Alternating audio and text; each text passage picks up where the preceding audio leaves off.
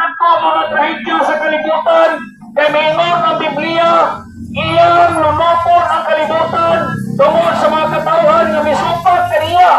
Atong isbutan ang panahon ni Noah higala igsoon, nga sa panahon ni Noah higala igsoon, nga si Noah gisugo sa Dios nga papahimon og arka kay para ang kalibutan iyang lunopon, iyang hugasan tungod kay mga tao dili sa kalibutan mga ngilad na kay pinuhatan. Higala igsoon sa atong panahon karon ug sa panahon ni Noah parang nagbalik ang higayon higala igsoon. Ang mga tao karon naglunang sa kasalanan, naglala ang sala sa tao higala igsoon. Na ang ginatawag nga pagka-idolatry higala igsoon, nagkumit og sala higala igsoon ang mga katawan karon. Mas ayaw pa ang iring o ang gilo kay nakahibalo pa sila nga lalaki o babae sila.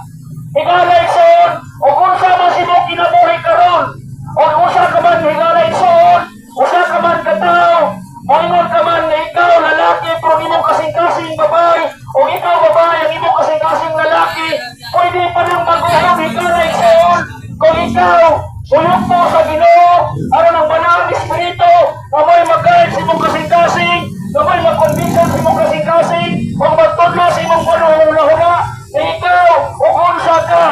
Higala igsoon, gibutaan ng mga katawhan diri sa kalibutan. Tungod ka diri sa kalibutan, na diri ang mga kasalanan higala igsoon. O tungod sa salo higala igsoon, miabot ang mga dagkong kalamidad. Atong balikan ang hitabo ni Noah higala igsoon.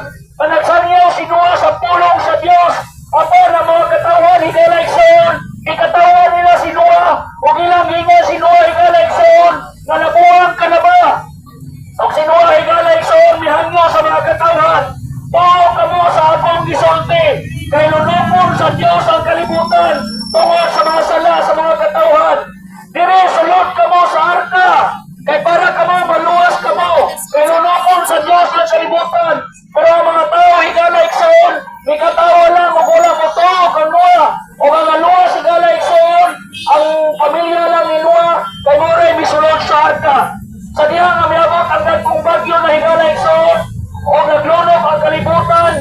Miulan higala igsoon sa 40 ka adlaw, 40 ka gabi o naglunok higala igsoon o kining mga tao nga nagibay-biyay sa pulong sa Dios na kay agom sa kamatayon. O na higala igsoon sa itong panahon karon, daghang nagwali sa dapin sa karsada, pero higala igsoon, wala sila magpadaritao sa pulong sa Dios.